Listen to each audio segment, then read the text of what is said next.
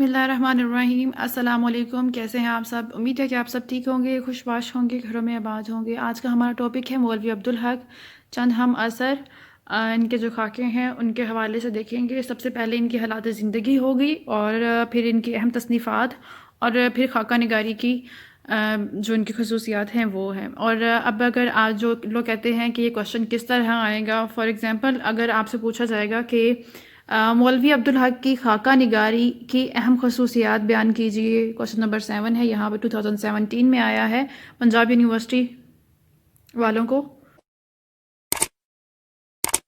اس کو میں آپ کے لیے 2 لیکچرز میں پریپیئر کروں گی۔ ایک لیکچر میں ان کی اہم تصنیفات، حالات اور اس کے بارے میں ہوگا، اس کے بعد ان کی خدمات کے بارے میں ہے، اور چند ہم اثر پر تبصرہ ہے۔ تبصرہ کرتے ہوئے اس کے بارے میں ٹوٹل دیکھیں گے، ان کے انداز دیکھیں گے کس طرح وہ لکھتے ہیں۔ اس کے بعد اس میں 24 خاکے ہیں چند ہم اثر میں، اور ہر خاکہ کس کا ہے اور اس کے بارے میں تھوڑا سا انٹرو ہوگا۔ جو 24 ہستیاں کے بارے میں انہوں نے لکھے ہوئے ہیں خاکے، اس کے بارے میں پڑھیں گے۔ دین آ جاتا ہے ان کا اسلوب تحریر یا مرکہ نگاری، یا ان کے خاکوں کی جو خاکہ نگاری ہے اس کی اہم خصوصیات کون سی ہیں، اس کے بارے میں دیکھیں گے۔ اور ابھی میں آپ کے لیے جو اپلوڈ کروں گی وہ ہوگا ان کے اسلوب تحریر کیسا ہے، حالات زندگی اور اہم تصنیفات۔ حالات زندگی: بابائے اردو مولوی عبدالحق 1870 ضلع میرٹھ میں پیدا ہوئے۔ 1894 میں علی گڑھ سے BA کیا۔ ان کی آزاد خیالی اور روشن دماغی کا مولانا کے مزاج پر گہرا اثر پڑا۔ 1895 میں حیدرآباد میں ایک اسکول میں ملازمت کی۔ ملازمت ترک کر کے اورنگ آباد کالج کے پرنسپل ہو گئے، وہیں سے ریٹائر اور پینشن حاصل کی۔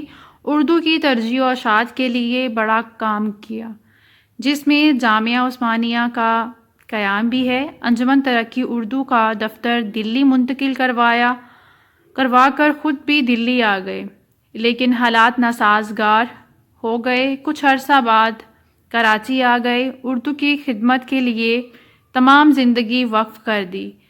16 اگست 1961 کو کراچی میں انتقال ہوا۔ ان کی اہم تصنیفات یہ ہیں: مرحوم دلی کالج، سر سید احمد خان، حالات و افکار، چند ہم اثر، اردو کی ابتدائی نشو نما میں صوفیہ کرام کا حصہ، نصرتی، مقدمات عبدالحق، تنقیدات عبدالحق، خطبات عبدالحق اور قواعد اردو، انگریزی اردو ڈکشنری، یہ ان کی تصنیفات ہیں اہم۔ مولوی عبدالحق کی علمی، ادبی، تحقیقی، لسانی اور تنقیدی خدمات میں قدر وسیع اور تنوع اور جامعہ ہے کہ پہلوؤں میں ان کا احاطہ پیش کیا جا سکتا ہے۔ وہ ایک بلند پایہ کے نثر نگار ہونے کے ساتھ ساتھ ایک اعلیٰ درجے کے ادیب، محقق اور نقاد تھے۔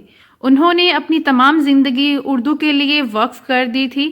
ان کی اردو کے ساتھ وابستگی، شگفتگی کا نتیجہ یہ ہے کہ مولوی عبدالحق اور ترقی اردو کی جدوجہد ایک ہی چیز کے 2 نام ہیں اور ایک ہی تصویر کے 2 رخ بن گئے ہیں۔ دکنی ادب کی باز یافتہ دکن نے اردو ادب کے ابتدائی ذخیرہ میں بیش بہا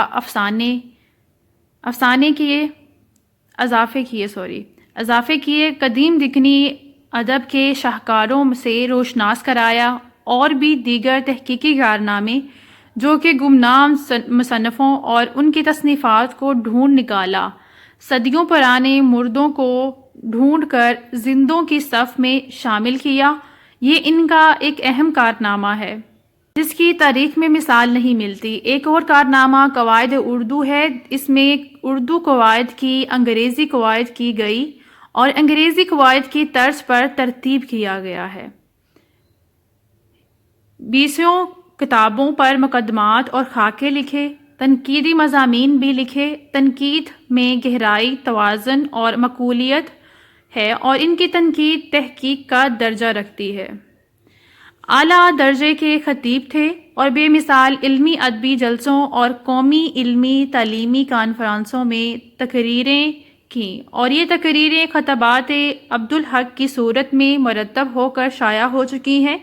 ان خطبات نے اکثر اردو ادب کے مختلف مسائل کے بارے میں اظہار خیال کیا ہے۔ خطبات میں بڑی ہماگیر اور تنوع ہے۔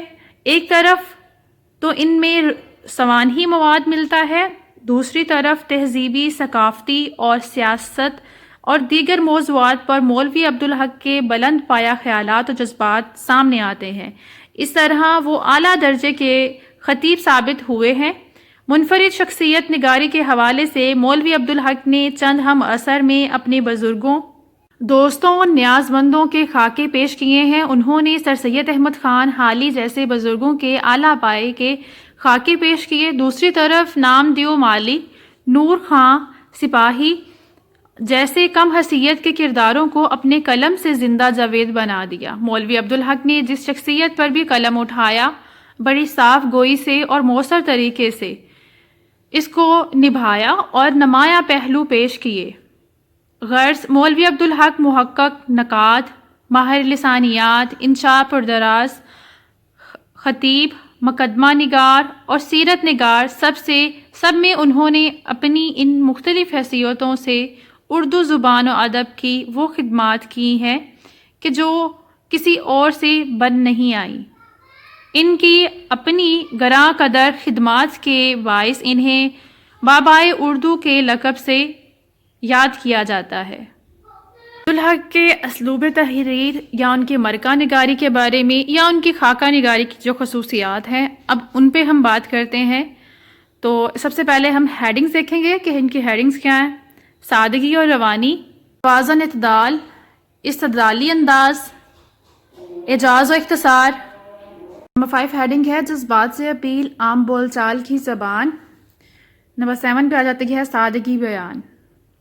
سادگی اور روانی سر سید کی تحریر کی طرح سادہ اور عام فہم ہے، مگر سر سید کی نثر کی طرح سپاٹ اور بے لطف نہیں، بلکہ حالی کی سی ادبی چاشنی اور دلچسپی موجود ہے۔ توازن، اعتدال، حالی اور عبدالحق کے توازن اعتدال میں بڑا فرق ہے۔ حالی توازن برقرار رکھنے کی کوشش میں بعض اوقات خشک، بے کیف اور حد سے زیادہ سنجیدہ ہو جاتے ہیں، مگر عبدالحق کی تحریر اعتدال توازن کے باوصف شگفتہ ہے اور پڑھنے والے کی دلچسپی کا مرکز بنا رہتا ہے۔ استدلالی انداز، سر سید کا انداز پرجوش اور خطیبانہ ہے اور جوش و استدلال میں ان کی تحریر خشک اور سنجیدہ تھے۔ مولوی عبدالحق کا انداز یہ زور ہونے کی بجائے شائستہ اور مہذب گفتگو کا سا انداز اپنائے نظر آتے ہیں۔ استدلالی انداز کے باوجود اپنی تحریر کو خشک نہیں ہونے دیتے۔ اعجاز و اختصار، مولوی عبدالحق کی تحریر میں لمبے اور ڈھیلے ڈھالے فقرے نہیں ملتے، نہ ہی بات کو بے جا طور پر پھیلاتے ہیں۔ اعجاز و اختصار ہر حال میں ان کے پیش نظر ہے، اتنے ہی الفاظ استعمال کرتے ہیں جو ان کے مفہوم مطالب واضح کرنے کے لیے کافی ہوں۔ فقرہ پڑھنے والا حیران رہ جاتا ہے۔ جذبات سے اپیل، سر سید احمد خان کی طرح مولوی عبدالحق بھی قاری کے جذبات کی اپیل کرتے ہیں، اپنی بات دلائل سے ثابت کرنے کے ساتھ ساتھ دردمندانہ انداز میں پیش کرتے ہیں۔ عام بول چال کی زبان، جس زبان کی داغ بیل سر سید احمد خان نے ڈالی، مولوی عبدالحق نے وہی زبان اختیار کی، مگر انہوں نے جدید دور کے تقاضوں کو سامنے رکھتے ہیں اور زیادہ سادہ اور عام فہم بنا دیا ہے۔ وہ جانتے تھے کہ ان کی تحریر میں عربی، فارسی کے الفاظ کم سے کم ملتے ہیں۔ سادگی بیان عبدالحق نثر کی بہت بڑی خوبی ہے۔ خاکہ جس صنف ادب کے بہت نزدیک ہے وہ فکشن ہے، کہ خاکہ جو جس صنف ادب سے تعلق رکھتا ہے یا بہت نزدیک ہے وہ فکشن ہے، اور فکشن کے لیے ضروری ہے کہ زبان سادہ اور عام فہم ہو تاکہ قاری کی توجہ واقعات پر مرکوز رہے۔ خاکہ نگاری میں بھی اسی کی ضرورت ہوتی ہے۔ یہاں بھی سادہ سہل زبان ہی موضوع ہے۔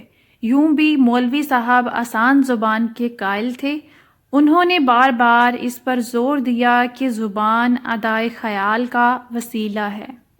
اس کا مقصد یہ ہے کہ ہمارے خیالات، احساسات دوسروں تک پہنچائے جا سکیں، پر پیچ عبارت سے انہیں نفرت تھی. عربی فارسی کے نامانوس ثقیل الفاظ کا استعمال انہیں ناپسند تھا.